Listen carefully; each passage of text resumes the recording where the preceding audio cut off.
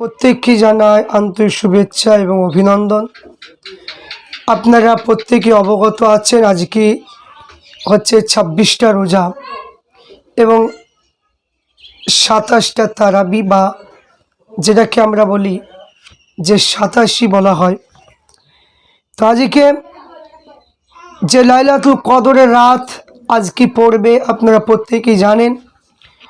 তো আমি প্রত্যেককে বলবো একে অপরের প্রতি ভিডিওটা শেয়ার লাইক করবেন, যাতে প্রত্যেকে যেন জিনিসগুলো শিখতে পারে এবং বুঝতে পারে, প্রত্যেকে যেন শুনতে পারে। তো আমি বলবো যে এখানে লাইলাতুল কদরের রাত্রিতে ইবাদত বন্দেগি করতে হবে। তো লাইলাতুল কদরের রাত্রি ইবাদত বন্দেগি করা, এক রাত ইবাদত করা মানে হচ্ছে 1000 মাসের চাইতে উত্তম। আল্লাহ রসুল বলেছে সেই রাতটা হলো লাইলাতুল কদরের রাত। 21, 23, 25, 27 আর 29 এই 5টা দিন রাত আপনাকে তালাশ করতে হবে যে 1000 মাসের চাইতে উত্তম। সেটা মানে কি, যদি আপনি ধরতে যদি পারেন তাহলে আপনার জীবন ধন্য হয়ে যাবে। তো আমরা এখানে যে ইবাদত বান্দেগিগুলো করব, যে ইবাদত বান্দেগিগুলি করা প্রয়োজন লাইলাতুল কদরের রাত্রিতে, এখানে নামাজ পড়া। লাইলাতুল কদরের রাত্রিতে নামাজ পড়তে হবে, জিকির আজকার করতে হবে, তসবিহ তাহলিল করতে হবে, মুরাকা মুসাহিদা করতে হবে এবং আপনাকে কোরআন শরীফ পড়বেন, হাদিস শরীফ পড়বেন, যে যেটা জানেন সেটাই পড়বেন। কিন্তু মূলত হলো যে সেহরি খাওয়ার আগ পর্যন্ত মসজিদে ইবাদত বন্দেগি কিংবা বাড়িতে যেখানে হোক আপনি ইবাদত বন্দেগি করবেন, রাতটা জেগে থাকবেন। তো এখানে বেশি নামাজ পড়ার চেষ্টা করবেন। তো এই নামাজ কিভাবে পড়তে হবে সেইগুলো আমাদের প্রত্যেককে জানতে হবে। এই নামাজ আমাদের কী পড়তে হবে আমাদের প্রত্যেককে জানতে হবে। তো এই নামাজ আপনারা কম বেশি প্রত্যেকেই জানেন, অনেকে হয়তো জানেন না।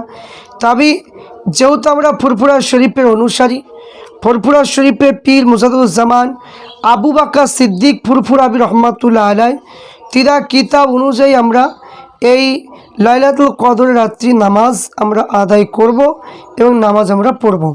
তো প্রথমে আপনারা কি করবেন, নিয়াত করবেন। কি করবেন? নিয়াত করবেন। তো নিয়াতটা হবে নাওয়াইতু আন উসাল্লি লিল্লাহি তাআলা রাকাআতাস সালাতি লাইলাতুল কদরিন নাফলি মুতাওয়াজ্জিহান ইলা জিহাতিল কাবাতিশ শরীফাতি আল্লাহু আকবার। আরবি নিয়াত নাওয়াইতু আন উসাল্লি লিল্লাহি তাআলা রাকাআতাস সালাতি লাইলাতুল কদরিন নাফলি মুতাওয়াজ্জিহান ইলা জিহাতিল কাবাতিশ শরীফাতি আল্লাহু আকবার। বাংলা যদি কয় আমি লাইলাতুল কদরে 2 রাকাত নফল নামাজ পড়ছি, কাবা দিকে মুখ করিয়া আল্লাহু আকবার। বাংলাতে নিয়াত করবেন যে আমি মানে কি 2 রাকাত লাইলাতুল কদরের নামাজ পড়তেছি, কাবা দিকে মুখ করি আল্লাহু আকবার। নিয়াত হয়ে গেল। নিয়াত করার পরে আপনি কী করবেন, সানা পড়বেন। সুবহানাকা আল্লাহুম্মা ওয়া বিহামদিকা ওয়া তাবারাকা ইসমুকা ওয়া তাআলা জাদ্দুকা ওয়া লা ইলাহা গায়রুক। আউযু বিল্লাহি মিনাশ শাইতানির রাজিম। বিসমিল্লাহির রহমানির রহিম। আপনি সূরা ফাতিহা পড়লেন। সূরা ফাতিহা পরে ইন্না আনজালনাহু ফি লাইলাতুল কদরি এই সূরাটা আপনি পড়লেন। রুকুই চলে গেলেন। সুবহান রাব্বিয়াল আযীম এই রুকুই চলে গেলেন। রুকু করলে সামি আল্লাহু লিমান হামিদা বলে উঠে পড়লেন। সিজদায় চলে গেলেন। সুবহান রাব্বিয়াল আলা এই তাসবিহা পড়বেন 3 বার বা 5 বার বা 7 বার, একা একা পড়বেন, একটু লম্বা করেই পড়বেন। তারপরে এক রাকাত হয়ে গেল। দ্বিতীয় রাকাতে সূরা ফাতিহা পড়লেন। ফাতিহার পরে আপনি কি পড়বেন, কুল হুয়াল্লাহু আহাদ আল্লাহুস সামাদ লাম ইয়ালিদ ওয়া লাম ইউলাদ ওয়া লাম ইয়াকুল লাহু কুফুয়ান আহাদ। এই ইখলাস শরীফকে বলা হয়। এই ইখলাস শরীফটা 3 বার পড়লেন। 3 বার পড়লেন। এইরকম করে সালাম ফিরিয়ে দিলেন। সালাম ফিরে আবার নিয়াত করলেন, আবার ওই রকমভাবেই পড়বেন। এই 4 রাকাত নামাজ পর মানে আস্তাগফিরুল্লাহ রাব্বি মিন কুল্লি জামবি ওয়া আতুবু ইলাইহি এটা পড়তে পারেন। সুবহানাল্লাহি ওয়া বিহামদিহি সুবহানাল্লাহিল আযীম এই তাসবিহ পড়বেন। তারপরে আপনার একটু হালকা সুবহানাল্লাহ 100 বার, আলহামদুলিল্লাহ 100 বার, আল্লাহু আকবার 100 বার, এটা পড়ে আপনি মোনাজাত করবেন 4 রাকাতের পরে। এটা হলো। আর একটা মানে কি নিয়মে পড়া যায়, সেটা হলো কি নিয়াত করলেন, নিয়াত করার পরে সূরা ফাতিহা পড়লেন, ফাতিহা পরে 3 বার ইখলাস শরীফ পড়লেন, কুল হুয়াল্লাহু আহাদ আল্লাহুস সামাদ, এই ইখলাস শরীফটা 3 বার পড়লেন, রুকু সিজদা করলেন, দ্বিতীয় রাকাতে আবার সূরা ফাতিহা পরে 3 বার ইখলাস শরীফ পড়লেন। এইরকম করে পড়ার পরে রুকু সিজদা করে সালাম ফিরিয়ে দিলেন।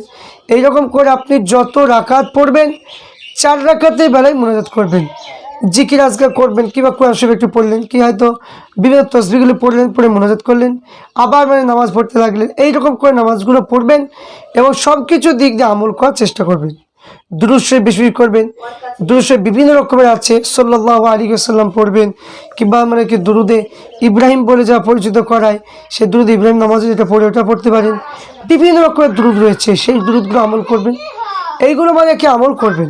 তো এখানে বেশি বেশি এই মানে কি আপনার আরেকটা মানে কি জিনিস আছে, এটা পড়বে আল্লাহুম্মা ইন্নাকা আফুউন তুহিব্বুল আফওয়া ফাফু আন্নি ইয়া গফুরু ইয়া গফুরু, আল্লাহুম্মা ইন্নাকা আফুউন তুহিব্বুল আফওয়া ফাফু আন্নি ইয়া গফুরু ইয়া গফুরু, এই দোয়াটা আপনারা পড়তে পারেন। তো এইগুলো যদি পড়তে পারেন অবশ্যই আপনাদের কাজ অবশ্যই লাগবে। খুবই মানে সহজ সিম্পল ব্যাপার। তো প্রত্যেকেই আপনারা নামাজ পড়বেন এবং নামাজ পড়বেন, প্রত্যেকের জন্য দোয়া করবেন, শুধু নিজের জন্য দোয়া নয়, শুধু নিজের জন্য দোয়া নয়, দোয়া মানে কি করবেন, নিজের আত্মীয় স্বজন যারা মারা গিয়ে তাদের জন্য, নিজের মানে কি বাড়িতে অসুখ বিসুখ আছে তাদের জন্য, এবং হালাল রুজি রোজগার বরকত দেন তার জন্য, এবং প্রতিবেশী মানুষের জন্য, প্রতিবেশী যারা মারা গিয়ে তাদের জন্য করবেন, এবং মসজিদের জন্য করে, মাদ্রাসার জন্য করে, বাবরি মসজিদের জন্য করবেন, এবং যারা হক পথে যে সমস্ত নেতাগুলো মুসলমানের হয়ে লড়ছে তাদের জন্য দোয়া করবেন, এবং সারা বিশ্বের মুসলমানের জন্য দোয়া করবেন। যদি প্রত্যেকে যদি নিজের জন্য যদি শুধু ব্যক্তিগতভাবে নিজের জন্য দোয়া করলে ওই দোয়া কখনো কবুল হবে না। তাই প্রত্যেকের জন্য সবাইকে নিয়েই দোয়াটা শরীক করে দোয়া করবেন, তাহলে অবশ্যই আপনারা সেই দোয়ায় ফল পাবেন। প্রত্যেককে নিয়ে দোয়াটা করলে সেটাই ফল হবে।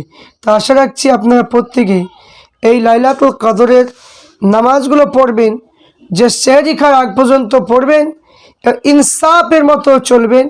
আমাদের কাছ থেকে রমজান মাস বিদায় হতে চলেছে, তাই আমাদের প্রত্যেককে এমনভাবে দুঃখ মানে কি করতে হবে যে আপনার যে একটা কথাই বলবো আমি, যে ঈদ মানে হচ্ছে খুশি, এই খুশির দিনে আমরা আনন্দ ফুর্তি করব।